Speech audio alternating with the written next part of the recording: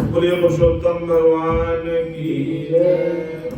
आज पुरुषोत्तम मास का 17वां अध्याय है।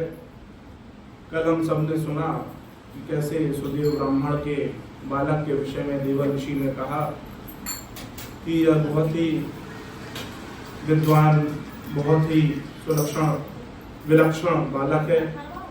इसके हाथों में शंख चक्र गदा और पद्म है। यह बहुत ही सत्संगी सदाचारी बालक है, परंतु उसकी आयु बहुत कम है।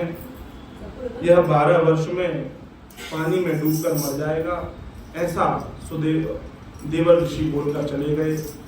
तो सुदेव शर्मा और गौतमी अत्यंत विलाप करने लगे। विलाप करते करते वह जमीन पर गिर पड़े। फिर गौतमी ने अपने पति को समझाया, हमें श्री हरि विष्णु का भजन अर्चन करना चाहिए, वे ही हमारी मनोकामनाओं को पूर्ण करेंगे और हमारे पुत्र की रक्षा करेंगे। नारद जी ने पूछा कि हे दया सिंधु, उसके बाद प्रबुद्ध होने पर राजा द्रौपदी का वृत्तांत का क्या हुआ?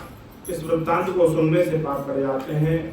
श्री नारद बोले कि अपने पूर्व जन्म के वृत्तांत को सुनने से राजा द्रौपदी चकित रह गए थे और उनको आगे कथा जानने की इच्छा हुई।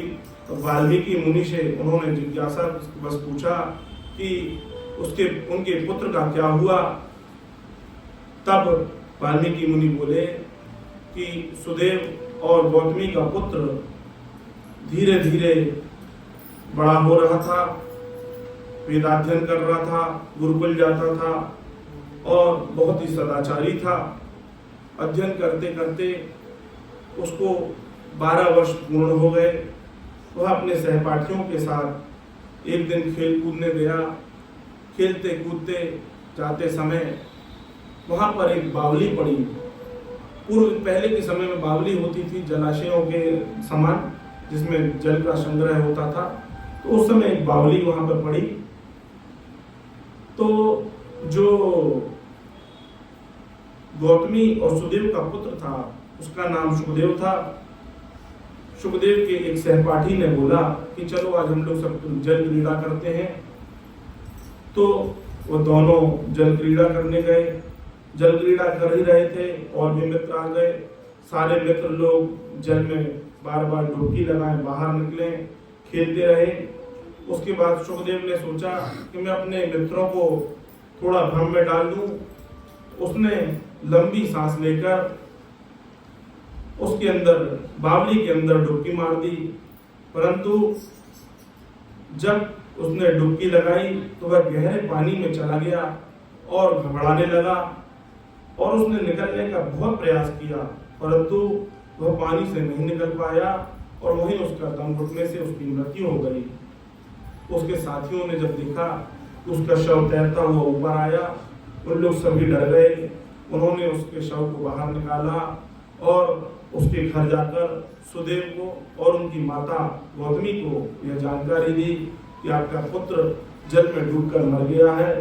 जैसे ही उन दोनों ने सुना तो मूर्छा खाकर जमीन पर गिर पड़े। थोड़ी देर बाद उनके नगरवासियों ने उनके पास पहुंचे, उनको उठाया और उसके बाद वह दोनों पति पत्नी अपने पुत्र के शव के पास पहुंचे। अपने पुत्र को गले से लगाकर बहुत रोने लगे और भगवान को कोसने लगे कि आप कितने निर्दयी हैं। यह कितनी प्रार्थना, कितने पूजन पाठ तब के बाद आपने मुझे इसे दिया और आपने इसे इतनी छोटी आयु में ही उठा लिया। ठीक है, इसकी आयु छोटी थी, परंतु आप तो ईश्वर हैं, आप तो भगवान हैं, आप तो कुछ भी कर सकते हैं। आप ही जन्म और मृत्यु के दाता हैं, आप इसकी आयु बढ़ा देते। ऐसा कहकर दोनों बहुत रोने लगे और मूर्छित होकर जमीन पर गिर पड़े। माता बार बार अपने मरे हुए पुत्र के मुंह को चूमने लगी और अपने छाती से लगाकर बहुत विलाप करने लगी। सुदेव शर्मा भी बोले कि बेटा उठो, तुम्हारे सहपाठी तुम्हें बुला रहे हैं, अपने चित्त से उठो, अपना ध्यान लगाओ, तुम्हें पढ़ने जाना है। ऐसा कहकर रो रो कर उनके माता पिता का बहुत बुरा हाल हो गया और उनको बहुत ज्यादा सदमा पहुंच गया। कहने लगे तुम्हारे बिना यह पूरा घर सूना हो जाएगा। ऐसा कहकर बार बार रोते और गिर जाते मेरा और कहते कि मेरा दुर्भाग्यवश यह ऐसा समय आया है, आज अपने नैसर्गिक सुंदर पुत्र को मैं कहाँ ढूंढूं। हे बेटे, तुम्हारे सुंदर मुख, तुम्हारे सुंदर नयन मैं अब कैसे देख सकूंगा। ऐसा कहकर बार बार रोते रहे और उसके शरीर को बार बार आलिंगन करते रहे, अपने हृदय से लगाते रहे। इसके बाद भगवान को भी दोष देने लगे, बोले कि आप कितने निर्दयी हैं, और अपने आप को भी कोसते रहे कि मैं कैसा पिता हूँ कि मेरा पुत्र मर गया है और मेरे भी प्राण नहीं निकल रहे।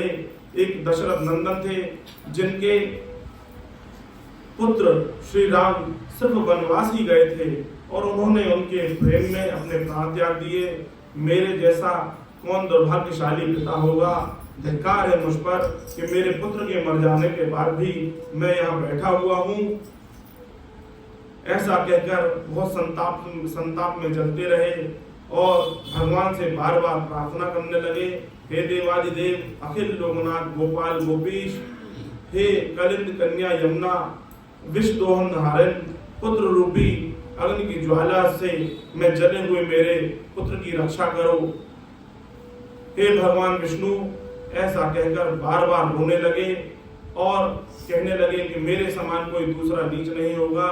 जो मैंने देवकी नंदन भगवान श्री कृष्ण के वाक्यों का उल्लंघन किया और उनसे बलपूर्वक अपने पुत्र की आशा लगाई, और जब मैंने उस पुत्र को प्राप्त किया तो वह मृत्यु के मुख में चला गया, इसका दोष भी मुझे ही लगेगा। इस प्रकार आज यह नारद और नारायण का 17वां अध्याय का संवाद समाप्त होता है। बोलिए पुरुषोत्तम भगवान की जय।